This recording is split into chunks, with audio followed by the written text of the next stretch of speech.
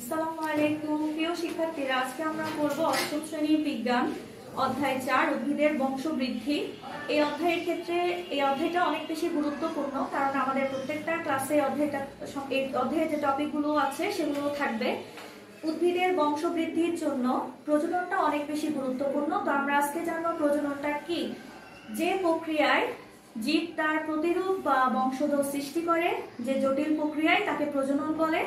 প্রজনন হচ্ছে দুই প্রকার, একটা হচ্ছে অযৌন জনন, আরেকটা হচ্ছে যৌন প্রজনন। অযৌন প্রজননটা কি?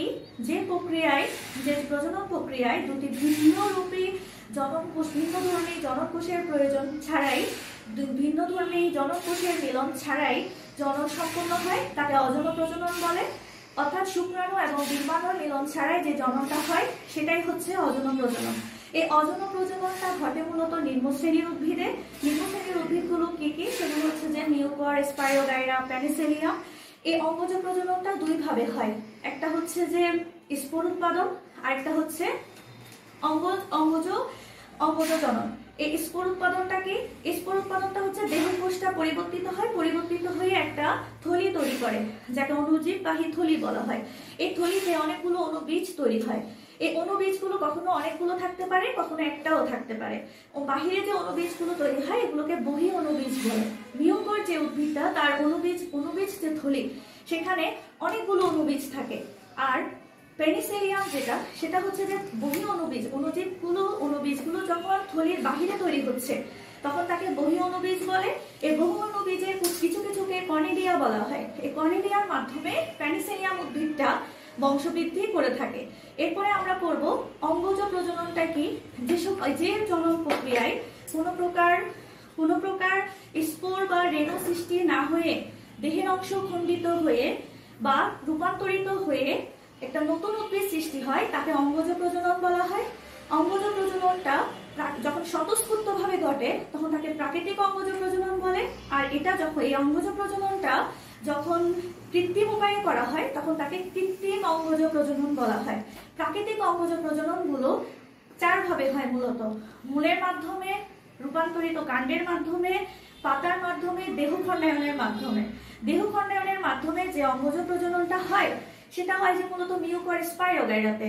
মূলের মাধ্যমে যেটা হয় পটল, সেগুন, মিষ্টি আলু। তারপর পাতার মাধ্যমে যেটা হয় সেটা হচ্ছে পাথরকুচি। আর রূপান্তরিত যে কাণ্ড, সেই রূপান্তরিত কাণ্ডের মাধ্যমে যে অঙ্গজ প্রজনন হয় সেটা ছয় ভাবে হয়। ছয় ভাবে কি কি? একটা হচ্ছে যে টিউবার সৃষ্টির মাধ্যমে। এই টিউবারটা কিভাবে সৃষ্টি হয়? মূলের সমান্তরালে যে কাণ্ডগুলো মাটির নিচে বৃদ্ধি পেয়ে স্ফীত কন্দের মতো হয়, সেই কন্দকে টিউবার বলে। এই কন্দগুলোর মধ্যে অনেকগুলো গর্ত থাকে, গর্তগুলোকে চোখ বলা হয়। এই চোখের মধ্যে এই কুড়ি তৈরি হয়। কুড়িগুলো অসবুজ পাতার মতো অঙ্গ থেকে তৈরি হয়।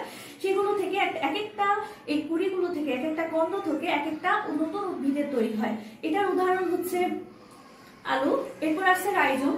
ভূমির সমান্তরালে যে কাণ্ডটা পরিবর্তিত হয়, এটা স্ফীত হয় এবং খাদ্য সঞ্চয় করে মোটা হয়, সেটাকে বলা হয় রাইজোম। রাইজোমের উদাহরণ হচ্ছে আদা। এরপরে আসছে কন্দ বা বাল্ব তৈরি। কাণ্ডগুলো ছোট থাকে, এগুলো থেকে কাণ্ডগুলো, এই সকল উদ্ভিদের উদাহরণ হচ্ছে যে কন্দের উদাহরণ হচ্ছে পেঁয়াজ, রসুন। এরপর আসছে স্থলন। এই যে আমরা যে কচু গাছ দেখি, এই কচু গাছের যে কচুর লতি, এই লতিটা মূলত তার এই যে অঙ্গজ জননের জন্য এটা পরিবর্তিত হয়। এটা মূলে স্ফীত হয়ে সেখান থেকে একটা নতুন উদ্ভিদ হয়। এই যে কচুর লতি, তারপর কচু, পুদিনা, এগুলো হচ্ছে স্থলনের উদাহরণ। এরপরে আসছে অফসেটটা কি? এটা হচ্ছে যে জলজ উদ্ভিদের ক্ষেত্রে হয়। কচুরি পানা, টোপা পানা, এই সকল উদ্ভিদের যে শাখাগুলো, এগুলো থেকে দেখা যায় একটা কাণ্ডের মতো তৈরি হয়। এই কাণ্ডটা পরবর্তীতে একটা মাতৃ উদ্ভিদ থেকে খসে পড়ে যায়, নতুন একটা উদ্ভিদের মতো আচরণ করে। তো এটা হচ্ছে যে অফসেটের উদাহরণ, কচুরি পানা, টোপা পানা। এরপর আসছে বুলবিলটা কি? দেখা যায় যে কিছু উদ্ভিদের কিছু কাক্ষিক মুকুলগুলো হচ্ছে যে স্ফীত না, দীর্ঘায়িত না হয় স্ফীত কন্দের মতো তৈরি করে। তো এগুলো পরবর্তীতে গাছ থেকে খসে পড়ে যায় না। এগুলোর নাম হচ্ছে বুলবিল, যেমন হচ্ছে যে চুপড়ি আলু। এই ছিল আমাদের অঙ্গজ প্রজনন। অঙ্গজের যে প্রজননগুলো প্রাকৃতিকভাবে হচ্ছে, এগুলোর কারণে মাতৃ উদ্ভিদের অনুরূপ একটা উদ্ভিদ তৈরি হচ্ছে। তো তখন দেখা যায় যে উদ্ভিদগুলো একদম সমগুণ সম্পন্ন হয়, কোনো নতুন বৈশিষ্ট্যে তৈরি হয় না। এখন নতুন বৈশিষ্ট্য যদি তৈরি করতে হয় তখন এই কৃত্রিম কৃত্রিম অঙ্গজ প্রজননটা করতে হয়। এই কৃত্রিম অঙ্গজ প্রজনন হচ্ছে যে দুইটা, একটা হচ্ছে কলম, একটা হচ্ছে শাখা। যখন আমরা কোনো উদ্ভিদের অংশ কেটে সরাসরি মাটিতে রোপণ করি সেটা হচ্ছে যে শাখা কলম। আর কোনো উদ্ভিদের অংশ কেটে আমরা যদি আরেকটা উদ্ভিদের কোনো একটা কাণ্ডে লাগাতে চাই, যে কলমটা করি সেটা হচ্ছে যে কলম, আর সরাসরি লাগালে সেটা শাখা কলম। তো কলমটা কিভাবে করা হয়? একটা সঠিক উদ্ভিদ নির্বাচন করা হয়, সতেজ উদ্ভিদ নির্বাচন করা হয়। তারপর ওই উদ্ভিদের যে কাণ্ড সেটাকে বলা হয় সায়ন। যে শাখাটা আমি নির্বাচন করলাম এটা সায়ন। আর যে উদ্ভিদে আমি লাগাবো, এটাকে যে উদ্ভিদের কাণ্ডে লাগাবো, সেই উদ্ভিদের ক্ষেত্রে কি করা হয়, ছালটা একটু কাটবো, ছালটা কেটে সেখানের মধ্যে গোবর, মাটি, তারপরে এই যে সায়ন, ওকে লাগিয়ে ভালো করে টাইট করে বাঁধা হয়। বাঁধার পরে এখানে নিয়মিত পলিথিন ব্যাগ দিয়ে বাঁধতে হবে। তারপর হচ্ছে যে এখানে নিয়মিত পানি দিয়ে ভিজিয়ে রাখতে হবে। কয়েকদিন পর দেখা যাবে এই অংশটা থেকে মূল তৈরি হয়েছে।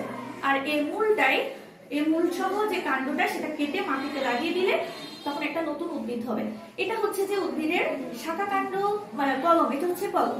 এই ছিল কৃত্রিম অঙ্গজ প্রজনন। তো আশা করছি আজকের ক্লাসটি তোমাদের সবার ভালো লাগছে। আজকে আমরা যে উদ্ভিদের যে প্রজনন, বংশবৃদ্ধি, সেখানে দুই ভাবে হয়, যে অযৌন প্রজনন, যৌন প্রজনন। তার মধ্যে অযৌন প্রজনন সম্পূর্ণটাই করেছি। আগামী ক্লাসে আমরা যৌন প্রজননটা নিয়ে পড়বো। সবাই ভালো থাকবে। আল্লাহ হাফেজ।